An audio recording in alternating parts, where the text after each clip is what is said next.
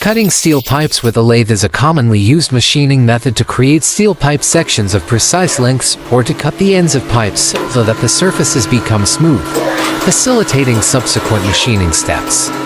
Below are the basic steps for cutting steel pipes with a lathe for everyone to review.